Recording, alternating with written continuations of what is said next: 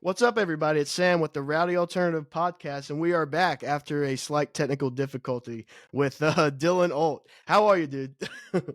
With me. Yeah. Good, you? Good, man. We were talking about what you've been up to lately, and you mentioned that you took a little bit of a break on social media to focus on your creative output and everything. Can you kind of give us another little summary of what that's been going? It's just, it kind of overtakes my actual focus, and then I feel like it bogs me down a little bit because I'm posting a video. Oh, well, shit, that didn't do anything. And I get discouraged. I'm like, oh, fuck it all, I guess. And then, but yeah, it just takes a distraction out of, you know, writing a song. I can just sit down and grab a guitar and write a song and not have to worry about anything else. So, yeah, I think I said earlier I'd written like 8 songs in a month. So, which might Yeah. not sound like a lot, but it's a lot for me. So it's Well, working. it certainly seems like a lot in a month's time, man, and I Yeah. can't wait to talk about what you got coming up later on. But before we had to cut off there, we were talking about like the scene you kind of came up in, and you mentioned you were into like the blues and the rockabilly, which I love rockabilly, so that's like why I'm really excited to talk to you. And then kind Yeah. of what you moved into, if you want to kind of harp on that again, like with like the community and the culture you kind of surround yourself in. Yeah. Started with, well, I obviously always loved music, and growing up, I listened to like traditional country, radio country, whatever was on, Creed, stuff like that Yeah, too. hell yeah. So dad rock, and eventually, once I got to college, it kind of transformed on, oh, well, I really want to do this, and so I didn't really, although I listened to that stuff growing up, I didn't know whether I really liked it or not. I did, Yeah. but I didn't. But I discovered like Stevie Ray Vaughan and uh, say I'll put John Mayer in there and the blues trio, John Mayer specifically, and Mm. kind of went down that rabbit hole and started learning guitar a little different than I had in the past. Um, that transformed into writing songs, and then I fell in love with Tyler Childers out of the blue, and then Zach Bryan came along, and that whole genre there, and then like you said, rockabilly and stuff like that. That's always kind of lingered around, and so now I'm trying to mesh it all together. I don't know that I answered that better than I did before, but No, a little that's more perfect. detail. No, that's perfect, man. And Yeah, like I feel like we're in such. I love talking about like people's sounds and how they get to their sound because it is unique in every artist. And you kind of described it there, but like is there like obviously the genre lines nowadays are so blurred in the best way possible. Like it's so cool to see. And with those influences and with those styles that you've kind of picked up, is there a certain way you would describe your sound? um, vocally, I got a lot of inspiration from Tyler Childers. I think more in the lines of that's how I kind of always did it, but it never felt like it. It didn't feel um right, I guess. I don't know Hmm. how to really say like it felt like it was too different, I guess. And hearing him kind of like, oh, okay, this might actually work, like if somebody's actually doing it. But yeah, I mean, all my guitar playing is kind of blues based, which I Mm. think it gives it a little bit of a difference than the others. I don't, 3 chords and the truth. I don't really do that. It's more, I like to have guitar solos. There's not enough of that anymore. And Hmm. I like keys, and I like to, I don't know. Yeah, I like the blues vibe behind country. So Yeah. more like Johnny Cash, Waylon Jennings, stuff like that. I really enjoy. Yeah, absolutely. The 3 chords and the truth thing, like that's great and all, but you kind of hit the nail on the head. Like we need more of those solos, man. Yeah, I And like guitar solos. So. yeah, like sue me. It's Yeah, great. yeah, and right. we might as well talk about it now, man. Your cover you just put out, the Carl Perkins cover. Everybody's trying to be my baby. Excuse me. Yeah, That's if no one knows, that's like a rock and roll staple. yeah, So, and I don't know if I don't know if a lot of artists really think of that as much when they if they want to put a cover out or something. So I was super stoked yeah. when you put that out, man. And Appreciate it. that does have like the rockabilly, like it kept like true to the rockabilly thing Oh while yeah. also being like uniquely yours. And I guess like what prompted you to really go for that one in particular? I don't know. I guess I got a knack out of nowhere for learning rockabilly songs, which I kind of always did, but never focused on it too much. I'd kind of just piddle around with it. And that one, I just was, looking at the chords, playing it on acoustic guitar, and it just fit my voice pretty well, I felt like. So I went for it. Hmm. But yeah, I always loved that song. And Carl Perkins I feel like he's well known in the music industry by a lot of different artists, but he's not well known by the public for the most part, in my opinion. I could be wrong, but I agree. Like as a fan, I feel like he's like, and correct me if I'm wrong, but like I feel like he's like the musician's favorite musician, at least yeah, back in the day. I mean, look yeah, at the Beatles. Like I heard that song, the Beatles version of that song before I ever heard Carl Perkins' version. really, And yeah, like yeah, and I am a little more partial to the Beatles, I gotta admit, but that's just personal taste. But yeah, it is cool like to see I guess like newer artists pay tribute or however you want to say it to those right. like OG like legends from like the 50s. And I feel like that's kind of that doesn't happen as often anymore. I don't know. Like I don't know if that's as common as it used to be. I don't know if you have any input on that or not, but Yeah, I mean, it's hard to do stuff like that and not seem like you're putting on an act and trying to be one of those guys, because it mhm. is like a niche genre Yeah. in a way. I mean, it didn't used to be, but when you see someone doing like an Elvis Presley cover or something like that, and then they look like Elvis, they sound like Yeah. Elvis, that was the hardest part of doing that cover is I didn't want to seem like I just wanted to do it because I love the song, Yeah, and you I didn't didn't want want to to seem make it like like a gimmick or nothing like that. yeah. That's what's hard about that genre though, because it's Mhm. so like I don't know if niche is the right word, but Right. you know what I mean. Yeah, Yeah. and when it comes to like the guitar aspect of rockabilly in general, I'm not really a guitar player, but like I feel like just listening to rockabilly, like the classic stuff, like the traditional stuff, even up to now, like the modern stuff, is that as a guitar player, like that seems like a super underrated like ability to play rockabilly. It's so like unique when you listen to it. Yeah, I mean, you can learn a lot from it, and it Hmm. can be pretty quick too, like tempo wise. So Yeah. it made me a lot better guitar player, I think. Made me understand the guitar in a different way for sure. But yeah, it's different. Hmm. It's much like blues, it's obviously where it came from in a way, but it's it teaches you things you wouldn't have learned without trying to play rockabilly. Yeah, That's what I absolutely. think.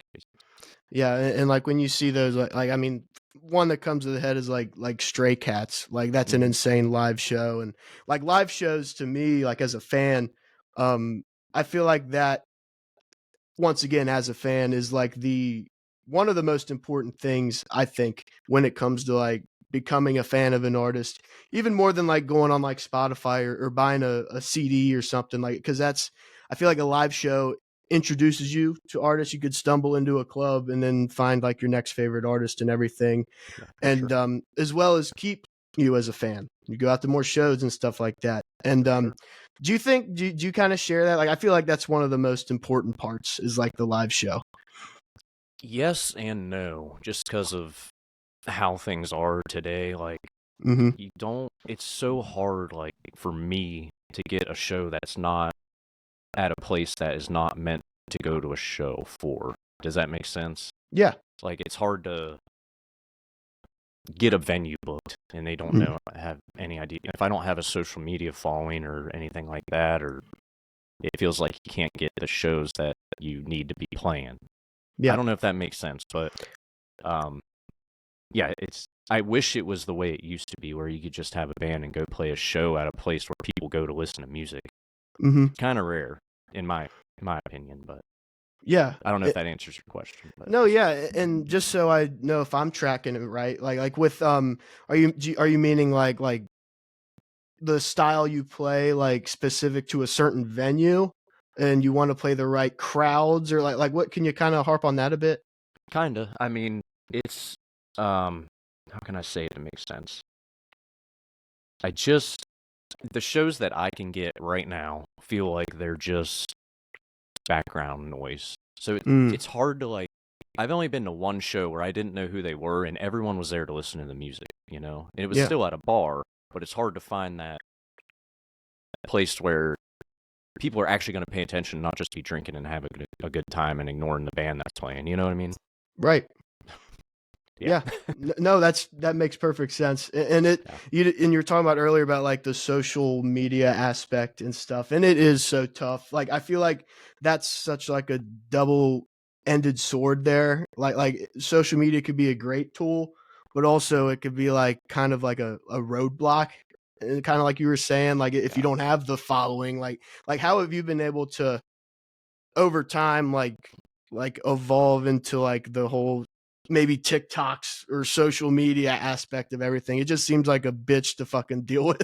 It is. I mean, mostly just, it's not really a pain to like make a video and post a video. It's just like I can post like the two viral videos I've had with the Taken for a Fool and the God video on Mhm. TikTok. I've posted those like 15 times each.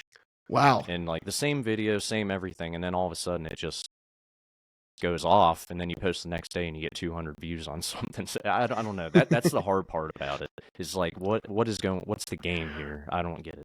Yeah, But it's the freaking algorithm, man. You got to navigate it, and no one knows how to yeah, navigate it. and like It's all those followers you get from that stuff, they might not ever see another one of your videos. That's what yeah. it is. Like every time I post a video, 90% of it is people who don't follow me, which is good for reach. But Mhm. the people who follow you want to see your stuff. That's why they follow you. So Yeah. it's just, got to figure it out somehow. But that's the hard Yep. part. Yeah, and it just sucks. That's kind of the place we're at now, but we just got to evolve with the times and all that. But moving on from that, I feel like that was kind of a bummer, but we'll move on from Oh, that. no And worries. Yeah. yeah, but let's talk about your writing, man. So when I did like a deep dive into your stuff, the coolest thing to me is that like every release you put out is different in some way. It's consistently your sound, but it's different. Like everyone, and I think that like personally as a fan, like I think that is kind of the key to it. Being able to change some stuff up, not being afraid to change some stuff up, and being able to make it still sound like you. And is that something that if you go in to write or record or whatever, is that something that it's just very natural, or do you have to like kind of sit aside and be like, all right, what can I change here to maybe sound like this for this song, or like how does that whole process work for you? Well, I appreciate it. That's good to hear because that's a fear of mine is doing all these changes and confusing people. But I mean, it's natural for the Mhm. most part. It's honestly, it's just make what I want to make. I've always said that since day one, and I don't really make it for. I just make it because I like to make it. Yeah. So, I might put out a sad country acoustic song, and then I'll put out the Carl Perkins song. So it's just because that's what I feel like doing, Yeah. And the hard part is the good part is what you just said that you appreciate, and a lot of people do. But the hard part is you're going to lose a lot of people too at the same time, which Hmm. is whatever. You'll gain new people as you lose people, and that sounds maybe selfish, but um, yeah, yeah, Yeah. it's pretty natural to answer your question. It does. I don't have to think about it too much. It's just kind of what comes out. Yeah, and correct me if I'm wrong, like you're the artist here, but like I feel like when you do like when artists make music and when they write, it's is like a very personal thing, like Yeah, right, like it's such a personal thing that you're putting out there. And I'd imagine the feeling of it like connecting with like these random people across the world, like that has to be like kind of mind-blowing, right? it's pretty cool. Yeah, I think my top 3 cities ever, like every month consistently, are in Australia. Really. On Spotify at least. Yeah, it's just like okay, well, and then you have Dallas. It's like Melbourne, Brisbane, something else, and Dallas. So it's kind of like it's kind of crazy. Well, Australia knows what's up, that's for Yeah, sure. yeah. And Well, they like country music over there, so yeah, and it songwriting. So yeah, I know like nothing about Australia except that it's scary. Like, but it's good to know that they like country music and yeah, shit like that. yeah. Well, apparently I'm in Texas. It's apparently extremely similar to the Texas culture in terms of like I could cowboy see and that. Yeah. not that Texas is all like cowboy and stuff like that, but it's very like I worked at a hat store here in Texas, like a custom Mm. cowboy hat store, and I mean, hundreds of hats go to Australia because they don't have, that's what they do, and they don't have anybody that can make quality stuff like we Yeah. can here. So just a little insight there. That's interesting. No, that's interesting, man. Yeah. And kind of going back to your writing, I've asked this a million times, but it's so fascinating to me because it's different each time. I think is when you write, um, how do you know when a song is finished? Like, do you ever think like, oh, I didn't do enough or I overdid it? Like, how do you? Is there like a benchmark that you reach to know like, okay, like this is good to go?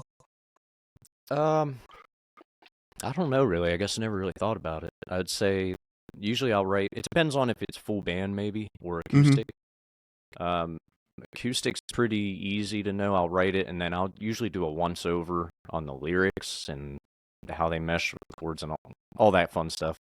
Yeah. And I'll do a few changes and then I'll just be happy with it and record it. Are you talking about the songwriting process or the recording process or both? Just in general, both. Yeah. Yeah, I would say acoustic's easy. It just kind of feels right when it's right, but production wise on a full band track usually takes quite a while. I usually don't like the bass lines. I do that over and over and over again, or don't like the fills on the drums or whatever. So, yeah. Yeah, and I believe if I remember correctly, which I got wrong in the write up, I want to apologize right now. No Is worries. I that mean, no one would know. well, yeah, I got to call myself out though. But like you do play like on the Carl Perkins cover, you said that you played everything, right? Yeah, I've always have. The only thing I ever recorded that I didn't even record it, but I've had a banjo part. I had Mm. someone track banjo and I had someone track a fiddle. I don't know how to play those and don't really have a desire to learn. So, but other than that, yeah, I've done everything. Yeah, and you record your own stuff too, then for Yeah, the most part. yeah, Wow. Okay. Yeah, so it's pretty much like a one man show over there. pretty much. Yeah, it's Yeah. nice in ways because I'm pretty particular and I know how I want something to sound. Hmm. But at the same time, it's nice to have other input too. Somebody might like. It's nice that I don't play fiddle and my buddy Wes does, and he might think of something that I never would have. Yeah. So you have that as well. But yeah, I do everything for the most So part. yeah, absolutely. So do you ever co-write then? Do you like do any of that stuff or is it still kind of just you? I don't think I have. I'm trying to think. There's been opportunities with a few people, but it'd be something that would fall through, Mm, or that it just keeps getting pushed back, or doesn't feel right at the right time, or something yeah. like that. But yeah, I don't think I've co-written with anybody. Okay. Is that something you might be up to one day? Maybe, Yeah. maybe like for them, possibly, Mhm. but I don't think for my own stuff, unless it's a literal like I have a Shake the Frost cover out there that me and I don't know if you know Max Allen, but we did it at a Okay. show we played together, and we put it out. So him and I have been in talks about doing something together where it's like Dylan Ault and Max Allen, not just Mhm. like featuring or co-written by like an actual project, but co-writing and just putting something out. I don't know Yeah. for my own stuff. Yeah, I feel like that's like a very like it's just like a person. I don't know. It's cool Yeah, like when I hear different artists' opinions, like different songwriters. Like some of them like yeah, just don't haven't thought about it even, and like some people do it all the time and love it. To me, it sounds like it could be like I don't know if intimidating is the right word, but like going in there and like having to bounce ideas off and like the criticism. I feel like that could be kind of a wild thing to really just step right into. I don't know. I yeah. could I be feel like wrong, I'd but be hard to work with too, because I'm like, if it's for my song, I'd be like, no, yeah, I'm probably a little hard to work with, which you know, I think I should be, and if it's my own stuff, but yeah, it's your own yeah, stuff. Screw it. Yeah, not absolutely, man. conceited or anything, but Right. yeah. Yeah. It's your own stuff, dude. But so like we were talking about earlier, the new year just kicked off and do you have any plans like any goals I should say like for this year since we're just in February? I was wondering if you have any like short-term, long-term goals you might want to accomplish in 2026. My only goal now is get this album done, in a timely manner. Get it out within the next 2 or 3 months would be nice. I mean, it's Mm, pretty much all written. It'll have at least 10 tracks, but maybe a couple more. But long-term goal is just for that to do good for a long time. That make me some money. So that'd be nice. Hell yeah. Yeah. Yeah. Right on, man. And you kind of hit it on there. I was gonna ask next, like if you do have like, can you tell us about any new music you might have coming out and like what we could expect from it, anything like that? Um. Well, it might be a self-titled album. I think it's gonna be with the songs I've written so far. I think it encompasses all my old stuff and just matches it with all the new stuff and sounds like a brand finally. Cool. You know, like it sounds like everything's finally coming together, whereas before it would be like a 180. You know, I'd put Mm, out, like I said earlier, a sad country song and then the Carl Perkins cover. So I think it's finally meshing into like a not really rockabilly, but like a country western rockabilly blues type album. yeah. So, but yeah, it might be a self-titled. I don't know yet. I'm Yeah. not sure. Well, if that's what it comes out to, I'm stoked for it, man. We need more of that in the world Yeah, for sure. yeah. That's awesome, dude. I'm But trying to make it fun. That's one thing. I'm not into writing sad stuff much anymore. Every now and then, but I'm trying to have a fun time recording for once and making music. hell yeah, dude. Yeah. Absolutely. That's very exciting, dude. I can't wait to see what you got coming for the year. And what about any like do you have shows or anything people could look out for, anything like that? Nope. Okay. Yeah, no shows. I mean, I'm not real partial to playing shows. I mean, I've been asked this a few times. Like, followers will message me, when are you gonna play here or there or whatever. Yeah. And the problem right now is it's gonna be an acoustic show, which I've done, but I don't want to do that anymore. It's a Mhm. lot of pressure. It's kind of boring for me. Okay. You know, can't there's no just if I make a mistake, you're gonna hear it, and that's a lot of pressure. And Right. I just think it's boring unless it's slower songs. Yeah. Maybe that's just me, but I want a full band before I start playing, Yeah. touring or anything like that. Absolutely, dude. But Absolutely. Well, long-term goal. There we go. there you go. There's your long-term goal, man. But Yeah. I gotta say, thank you, Dylan, for hopping on. This was awesome. I am really looking forward to what you got coming out. You were definitely one of my favorites that I've recently discovered. Like, and I Appreciate it. can't wait to see what you got coming, man. And but before we do head out, if you want to like let people know where they could find you, whether like a website, anything like that, floor is yours. Yeah, follow me on Instagram. I can't get anything going on there. TikTok is usually pretty decent, but yeah, there's Instagram, Spotify, Apple Music, all that good stuff. Anywhere you listen to music, you'll find it. Hell yeah. You guys make sure to do that. I promise it's well worth it. And also make sure to follow Raise Rowdy, Rowdy Alternative. We're on all the Instagrams and just Google us, will pop up. So thank you guys for listening. Dylan, thanks again. This was a lot of fun. Glad to finally Yeah, talk to thanks you. for having me. Appreciate it. Awesome. We'll see you guys next time.